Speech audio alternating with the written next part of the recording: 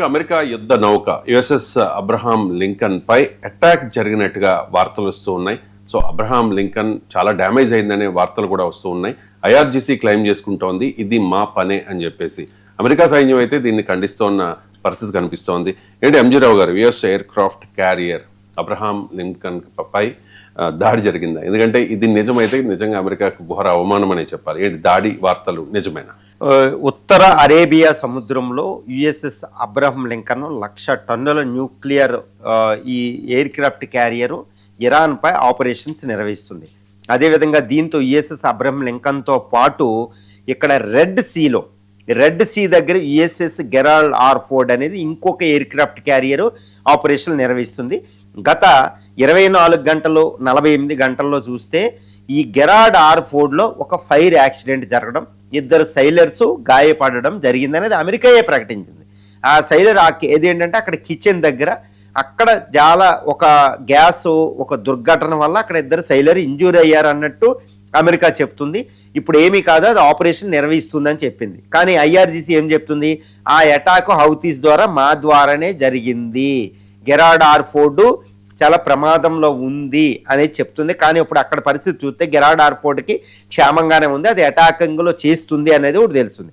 ఇంకా USS Abraham లింకన్తో వస్తే ఇక్కడ ఇరాన్ ఏంటంటే గత కొన్ని రోజులకు కొన్ని మిసైల్స్ కూడా రిలీజ్ చేసింది, దాని మీద మేము అటాక్ చేశామని. ఇక్కడ ఈ యుఎస్ఎస్ అబ్రహం లింకన్ మీద మేము అటాక్ చేశాం, అది ములగడానికి సిద్ధంగా ఉంది అని ఐఆర్జీసీ ప్రకటిస్తుంది. కానీ అమెరికా ఏమంటుంది? అది తప్పు, అసలు దాన్ని అంత అసంభవం అది అటాక్ చేయడం. వాళ్ళు ఏది ఊహిస్తున్నారో, ఎందుకంటే అది గోస్ట్ మూమెంట్ ఉంటుంది, 60 కిలోమీటర్ల గంటకు 60 కిలోమీటర్ల వేగంతో అది కదులుతూ ఉంటుంది అనమాట, గోస్ట్ మూమెంట్ అంటారు అది. కాబట్టి వాళ్ళు అటాక్ చేసినా ఆ మిసైల్ ఇక్కడ తగలదు, అది సముద్రంలోకి వెళ్ళిపోతుంది. కానీ ఆ మిసైల్ తగడం అనేది అసంభవం. పైగా మా ఎయిర్ డిఫెన్స్ సిస్టమ్ ఎయిజీస్ ఉంది కాబట్టి వాళ్ళు ఈ అటాక్ చేసింది ఎక్కడ పడిందో మా మీద అయితే పడలేదు. యుఎస్ఎస్ అబ్రహం లింకన్ మీద ఉన్న యుద్ధ విమానాలు కూడా దాన్ని రక్షించగలది. ఏది F-18 హార్నెట్ అని, F-22, F-35 లాంటివి కూడా దాన్ని రక్షించగలుగుతాయి అనమాట, ఆ మిసైల్ని ఆపగలిగితే. కాబట్టి దాన్ని ఏమీ చేయలేదు, అది గోస్ట్ మూమెంట్లో చక్కగా ఇరాన్ మీద దాడుల్లో అది ప్రత్యక్షంగా పాల్గొంటుందని అది అమెరికా ప్రకటించింది. కానీ ఇక్కడ ఏంటంటే ఒకవేళ Iran USS Abraham Lincoln USS Gerald R ఫోర్డ్ని అటాక్ చేస్తే సింగిల్ మిసైలు సింగిల్ డ్రోన్ కానీ దాన్ని తగిలినంత మాత్రాన అది ఏమీ అవ్వదండి. ఎందుకంటే అవి కొన్ని వేల గదుల రూపంలో ఒక స్టీల్ ఫ్రేమ్తో దాన్ని నిర్మించారనమాట. ఏదైనా ఫైర్ యాక్సిడెంట్ అయినా ఆ ప్రాంతాన్ని వెంటనే వాళ్ళు ఎక్స్టింగ్విష్ చేయగలుగుతారు, ఆపగలుగుతారనమాట. కాబట్టి వెంటనే ఈ 2-3 మిసైల్స్కి అది మునిగిపోయే అవకాశం కూడా దానికి లేదు. ఎందుకంటే ఏఐపి అనే ఒక సిస్టంతో దాని యొక్క కూర్పు అలా ఉంటుంది అనమాట. కొన్ని ఫ్లోర్స్ 3 ఫ్లోర్స్ ఉంటుంది, కొన్ని వేల స్టీల్ ఫ్రేమ్తో ఉంటుంది.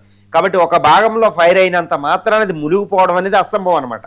కాబట్టి ఇరాన్ మిసైల్ తగిలినా అవి దాని వెంటనే అంత ఈజీగా కోలాప్స్ అవ్వు, మునిగిపోవు. కాబట్టి ఇరాన్ మిసైల్ తగిలినప్పటికీ అమెరికా దాన్ని తగిలిందని ఒప్పుకోవాల్సిన అవసరం లేదు, దాన్ని ఆపుతూ వెళుతూ ఉంటారు.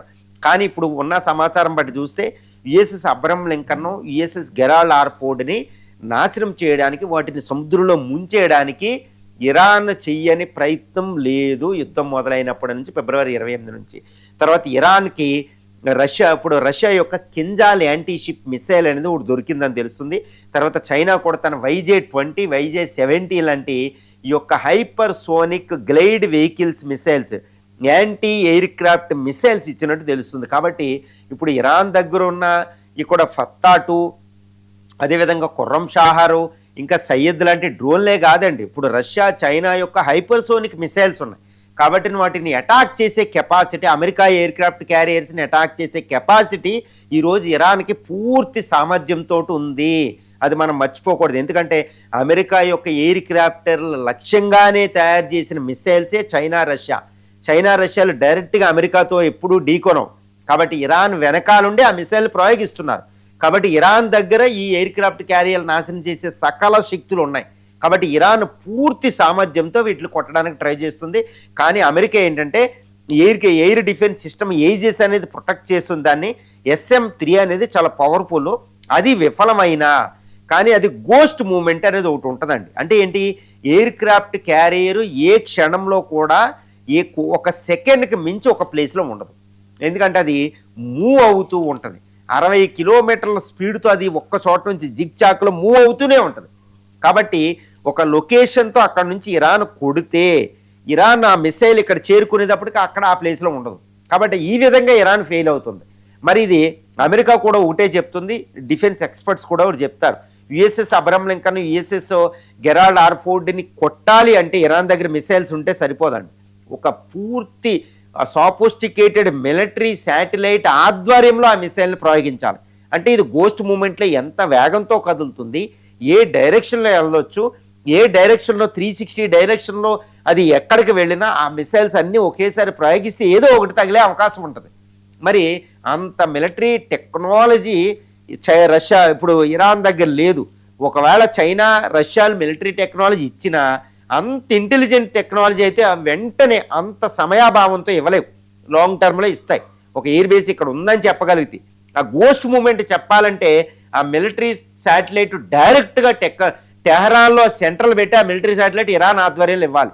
ఇక అప్పుడు డైరెక్ట్గా యుద్ధానికి వచ్చినట్టు, అది అమెరికాకి వాళ్ళు సమర్థించుకోలేదు. కాబట్టి ఈ USS Abraham Lincoln, USS Gerald R ఫోర్డ్ని ఇరాన్ని అటాక్ చేసే సామర్థ్యం ఉంది, కానీ దాన్ని రక్షించుకునే శక్తి అమెరికాకి చాలా ఎక్కువ ఉంది. ఏదైనా ఊటి తగిలినా అది తట్టుకోగలదు. కాబట్టి ప్రస్తుతానికైతే ఎయిర్ క్రాఫ్ట్ క్యారియర్లు క్షేమంగానే ఉన్నాయని మనం చెప్పొచ్చు, కానీ ఇరాన్ వాటిని వెంటాడుతుందనే మాత్రం కొట్టిపారేయలేదు.